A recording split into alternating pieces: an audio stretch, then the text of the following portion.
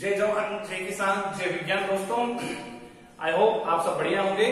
देखिए last class तक अपन ने जो डिजीजेस पढ़ ली थी वो बड़ी इंटरेस्टिंग रही आपके साथ में। मुझे पूरा विश्वास है कि आपको समझ में भी आ गई होगी। चलिए आगे के टॉपिक को कंटिन्यू करते हैं। आज की जो डिजीज है वैसे आरबीएसई बोर्ड के अकॉर्डिंग अपने चैप्टर के अकॉर्डिंग लास्ट डिजीज है, लेकिन इसके अलावा भी दो छोटी डिजीज और बच गई हैं, वो अपन नेक्स्ट वीडियो में प्रिपेयर करेंगे। आज का जो वीडियो अपना बेस है वो डिजीज है सुर्रा। इसे बुखार की बीमारी कहा जाता है कॉमनली लैंग्वेज में। ये एक प्रोटोजोअन डिजीज है जो पैथोजन है इसका वो वायरस और बैक्टीरिया ना होकर के एक प्रोटोजोआ है। ठीक है, माइक्रो ऑर्गेनिज्म है। आपने ट्रिपेनोसोमा वगैरह सुना होगा, ये सब प्रोटोजोन फैमिली से होते हैं। ठीक है, तो जो आज की डिजीज है वो ट्रिपेनोसोमा जो प्रोटोजोआ है उसकी वजह से होती है। इस डिजीज में क्या होता है, इन्फेक्टेड एनिमल को क्या होता है, बहुत तेज बुखार आता है। जैसे मैंने आपको बता दिया कि ये बीमारी है बुखार की। ये किसकी बीमारी है? बुखार की बीमारी है। इसमें एनिमल क्या होता है, हाई फीवर से सफर करता है। इस डिजीज के अंदर बुखार के साथ साथ एनिमल क्या करने लगता है, ऐसे मतलब मैड होकर के बिल्कुल पागल जानवर की तरह से राउंड मैनर में घूमने भी लगता है। तो आज जो डिजीज है उसका भी सिम्टम एक बहुत स्पेसिफिक बन गया है कि एनिमल कैसा घूमता हुआ मिलेगा आपको, राउंड मैनर में घूमता हुआ मिलेगा। चलिए तो फिर जानते हैं आज की डिजीज के बारे में। सुर्रा डिजीज की जो पैथोजन है, जैसा कि मैंने आपको बताया कि ये प्रोटोजोआ डिजीज है। कौन सी है? प्रोटोजोअन डिजीज है। ट्रिपेनोसोमा इसका प्रोटोजोआ है। एवेनेसाई इसका पूरा नाम है, ट्रिपेनोसोमा एवेनेसाई। ठीक है, और ये क्या है, एक प्रोटोजोआ है। ठीक है, देखिए प्रोटोजोअन डिजीज के साथ में ये है कि ये माइक्रो ऑर्गेनिज्म काफी सोर्सेज में मिल जाता है अपने को, खासकर एक्वाटिक सोर्सेज में, पानी के जो सोर्सेज हैं वहां बहुत इजीली मिल जाते हैं। लेकिन जो ये डिजीज है इसकी जो स्प्रेडिंग मेथड है वो सिर्फ फ्लाइज के थ्रू होते हैं, जो मक्खियां आती हैं उनके थ्रू होते हैं।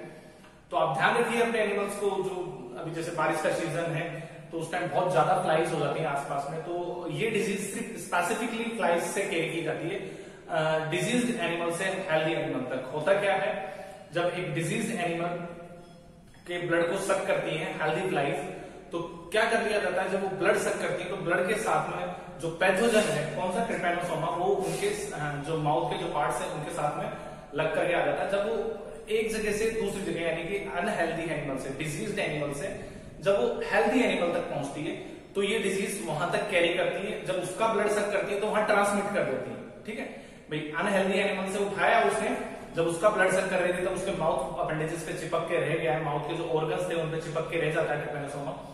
फिर जब वो दूसरी जगह जाती है हेल्दी एनिमल के पास में, जब उसका ब्लड सक करती है तब वो ट्रिपेनोसोमा को वहां रिलीज कर देती है। फिर वो मल्टीपल ग्रोथ कर लेता है। एनिमल क्या कर लेता है, मल्टीपल ग्रोथ कर लेता है।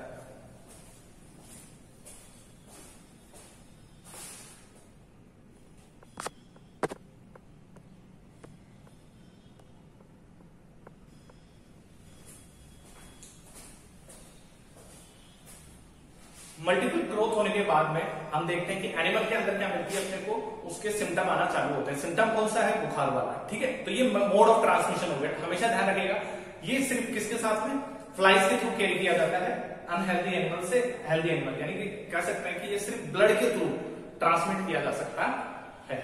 चलिए इसकी ना अपन सिम्टम्स को पहचानेंगे ना, तो इसके 3 स्पेसिफिक स्टेजेस है हमारे पास में। 3 अलग अलग स्टेजेस होते हैं इस डिजीज की। 3 अलग अलग स्टेजेस में इस डिजीज को अपन डायग्नोस कर सकते हैं। देखिए एनिमल के इन्फेक्ट होने के ऊपर है कि 3 अलग अलग स्टेजेस में है, हाई है या मॉडरेट है या बहुत कम है। ठीक है, तो उसके बेस पे तो हाई इंटेंस फॉर्म में जिसमें सबसे ज्यादा इन्फेक्टेड रहता है एनिमल, तो उस टाइम क्या होगा, बहुत तेजी से बुखार आएगा एनिमल को। हमारे एनिमल को क्या होगा, हाई फीवर होगा। ठीक है, एगिएशन होगी, बहुत एक्साइटेड फील करेगा एनिमल, है ना, मतलब बहुत ज्यादा एनर्जेटिक फील करेगा अचानक से, जिसकी वजह से क्या होगा, एनिमल क्या करेगा, इधर उधर भागना चालू कर देगा। ठीक है, animal runs here and there. भाई बहुत ज्यादा एनर्जेटिक आप फील करते हो, मान लो कभी आपको अचानक बूस्टअप कर दिया जाता है, ठीक है, तो आप बहुत ज्यादा एक्साइटेड होते हैं। उस स्टेज में आप भी क्या करते हैं, एक जगह बैठने का काम नहीं करते हैं। ठीक, एक जगह आप बैठ नहीं पाते। जैसे आपको कोई सडन कोई मौका मिल रहा है, कोई खुशी का है या कोई भी है, तो आप बहुत तेज भागते हैं। ठीक है, कोई फंक्शन वगैरह होता है, बिल्कुल वैसी स्टेज इनके साथ है। एगिएशन वही स्टेज है जिसमें एनिमल क्या होता है, बहुत ज्यादा एक्साइटेड फील करता है। ऐसी स्टेट में क्या करता है एनिमल, एक जगह रुकने की जगह क्या करने लगता है, इधर उधर घूमने लगता है। ठीक है, खाना बंद कर देता है। नॉर्मल सी बात है, रुमिनेंट एनिमल है, खाना बंद कर देगा तो रुमिनेंट यानी कि जो जुगाली वाला जो उसका वो फंक्शन है वो भी रुक जाएगा। ठीक है, और अपने हेड को ज्यादा एक्साइटेडमेंट करने लगता है, अपने हेड को मिट्टी में हिट करने चालू कर देता है। ठीक है, जो उसका हेड है वो क्या होने लगता है, मिट्टी में बार बार हिट करता है उसको, ठीक है। तो ये these are the few symptoms which can show that animal is infected with surra disease from high intensity form. जो उसकी जो इन्फेक्शन है वो बहुत तेज है, ध्यान रखिएगा। एनिमल का फीवर बहुत ज्यादा मिलेगा आपको, ठीक है।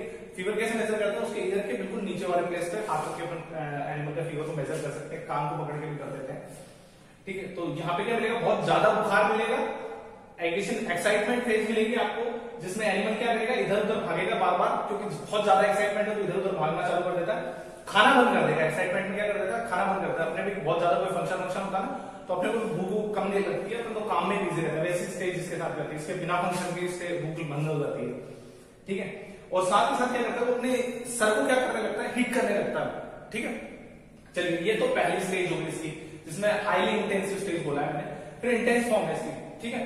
इसमें क्या करता है एनिमल, क्या करता है, उसको वही एक्साइटमेंट वाली स्टेज होती है ना, वो थोड़ी ज्यादा हो जाती है, ठीक है। तो उसमें क्या करेगा, फीवर तो नहीं है इस स्टेज में, बिल्कुल भी फीवर नहीं होगा। फीवर तो हाईली इंटेंसिव में होता है, इंटेंसिव फॉर्म में फीवर नहीं होगा इसमें। लेकिन है ना, एक्साइटमेंट, एनर्जेटिक जो इतना फील करता है, इसकी वजह से वो क्या करने लगता है, सर राउंड घूमने लगता है अपने, जहां जैसे उसको बांधा हुआ है तो वो राउंड घूमेगा उस चेन के साथ में, और खुला छोड़ रखा है तो काफी दूर के स्टेज में राउंड घूमेगा। घूमने की वजह से नॉर्मल सी बात है, ज्यादा एक्साइटमेंट है तो पसीना आएगा, स्वेटिंग होगी, ठीक है।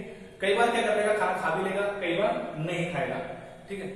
कई बार sometimes eats sometimes not eat, ठीक। कई बार खाना खा लेता है समटाइम, और कभी नहीं खाता है।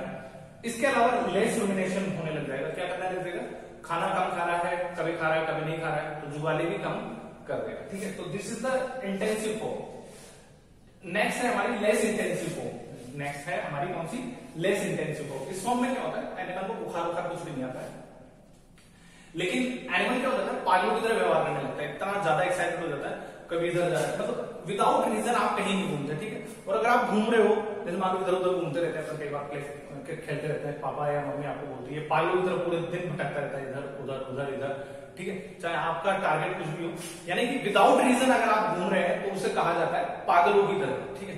अगर आपके पास में कोई बड़ा टारगेट नहीं है, ठीक है, जिसमें आपको सक्सेस मिलने वाली हो, फिर भी आप घूम रहे हैं, तो वो स्टेज कैसी होगी, पागलों की तरह। तो ऐसा ही एनिमल के साथ भी होता है, बिना किसी टारगेट के, कोई खाने के लिए जा रहा है या पानी के लिए जा रहा है तो उसका टारगेट है, लेकिन बिना टारगेट के लिए कोई जा रहा है, बिना कोई मिशन के जा रहा है, तो एनिमल क्या करता है, बार बार इधर और उधर घूमता है। दैट शोज कि एनिमल क्या हो गया, पागल हो गया। तो एनिमल पागलों की तरह व्यवहार करना चालू कर देता है, खाना बंद कर देता है, स्टॉप ईटिंग फूड, और या फिर क्या करने लगता है, खाना नहीं खाएगा, काफी टाइम तक नहीं खाना खाएगा, तो कॉन्स्टिपेशन हो जाएगी। कॉन्स्टिपेशन मींस डंग रिलीज नहीं करेगा, गोबर नहीं कर पाएगा, ठीक है। तो उसका जो फीकस है वो होना बंद हो जाएगा, ठीक है। तो खाना नहीं खा रहा है, जिसकी वजह से सफरिंग हो जाती है, कॉन्स्टिपेशन की सफरिंग हो जाती है। साथ ही साथ एनिमल क्या होने लगता है, खाना ही नहीं खाएगा तो एनिमल तो वीक हो जाएगा, 2 ही 3 दिन में इसकी क्या हो सकती है, मौत हो जाती है।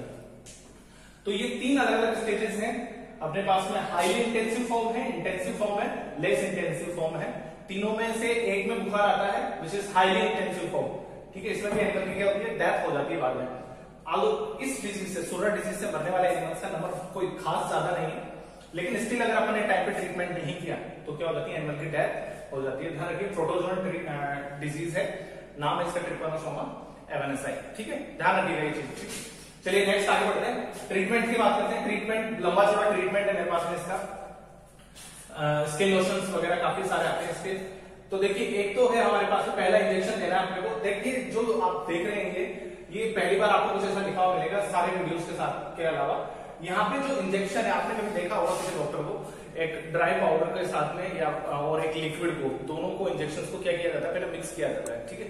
जैसे लिक्विड भरा जाता है पहले, और फिर उसको ड्राई पाउडर के साथ मिक्स कर दिया जाता है। वो होता क्या है, डिस्टिल वाटर को सॉल्यूशन तुरंत प्रिपेयर करके बनाना होता है इंजेक्शन उस टाइम, ठीक है। देखा होगा ना, दो छोटे छोटे ग्लास की बोतल्स थी, उनमें से एक में लिक्विड भरा, एक में ड्राई पाउडर होता है, फिर उसमें से निकाल करके उसमें डाला जाता है, फिर उसको हिलाया जाता है, तो वो सॉल्यूशन तैयार हो जाता है, ठीक है।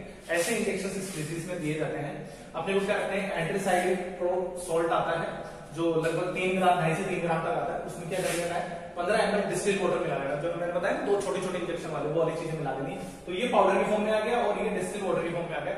एक तो ये अप्लाई करना है, एक बैरेनिक का 5 ml का आता है, और इसमें 25 ml डिस्टिल वाटर मिला करके ये अप्लाई करना है। साथ ही साथ टेरिक्वेनिन आता है 2.5 ग्राम ml होगा ये, नहीं ये ग्राम सॉल्ट आएंगे, ठीक है। 2.5 ग्राम सॉल्ट है, तो इसमें क्या करना है, अपने को 15 ml डिस्टिल वाटर मिला देना है, तो आपका काम हो गया। साथ ही साथ ये टैबलेट है, टैबलेट, ठीक है, मेडिसिन है। these are the pills, क्या है, पिल्स। ये पिल्स देनी है आपको क्या, एनोरेक्सिन 40 आती है, इसे प्रोमाइन या फिर प्रोमाइन कह दो, वो आती है।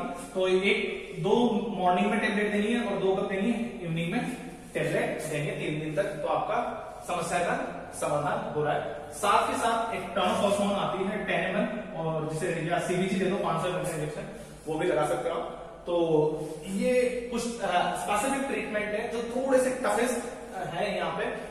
कारण उसका ये है कि ये प्रिपेयर करने पड़ते हैं जो प्रोटोजोन डिजीज को मारने के लिए है, जो प्रोटोजोन्स के इफेक्ट को कम करने के लिए है।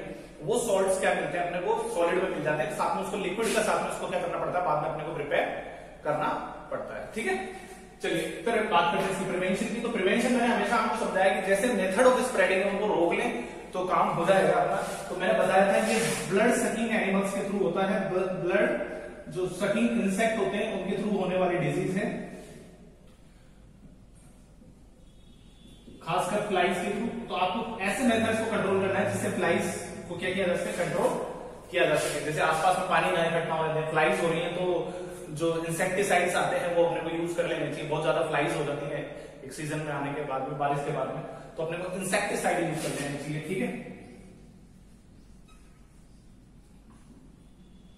साइड्स जो किलर्स आते हैं, केमिकल सब्सटेंसेस, उनका स्प्रे कर दो तो जिसकी वजह से इंसेक्ट्स के जो फ्लाइज के जो लार्वा वगैरह होते हैं उन्हें मारा जा सकता है। साथ ही साथ बाकी जो कॉमन सिम्टम्स, जो कॉमन प्रिवेंशन है वो तो अपने को ध्यान में रखनी ही है। अनहेल्दी एनिमल को थोड़ा सा अपने को क्या करना पड़ेगा, आइसोलेट करना पड़ेगा, ताकि अपने जो इन्फेक्शन है वो हेल्दी एनिमल्स तक ना पहुंचे। ठीक है, अपने जो शेड यार्ड से जहां एनिमल्स को अपन बांध रहे हैं उन्हें क्या रखना चाहिए, अपने को क्लीन रखना चाहिए। These are the few specific prevention way by which we can prevent our animal to infect from surra disease। ठीक है, तो ये कुछ तरीके थे मेरे पास जिससे अपन क्या कर सकते हैं, अपने एनिमल को surra disease से इन्फेक्ट होने से बचा सकते हैं। ध्यान रखिएगा, खासकर आपको ट्रीटमेंट इसका स्पेसिफिक था तो ट्रीटमेंट पे आपको खास फोकस करना है। इसके जो 3 अलग अलग इंटेंसिव फॉर्म्स हैं on the basis of infection of Trypanosoma, उनको ध्यान रखना है। बस आज की वीडियो में इतना ही रखेंगे। चलिए मिलते हैं फिर नेक्स्ट वीडियो में। लास्ट 2 डिजीज बची है, मतलब जो नेक्स्ट वीडियो होगा मेरे ख्याल से वो पूरा चैप्टर कंप्लीट करके देगा आपको, जिसमें आपको मैं स्पेसिफिकेशन वैक्सीनेशन चार्ट भी दिखाऊंगा। जो अब तक जितनी भी डिजीज अपन ने पढ़ ली है उन सब की डिजीज को क्या करता होगा, समझाता होगा, मतलब उसमें सब कुछ मेंशन होगा कौन से मंथ में लगती है, किस डिजीज की है। ठीक है, चलिए मिलते हैं नेक्स्ट क्लास में। जय जवान, जय किसान, जय विज्ञान।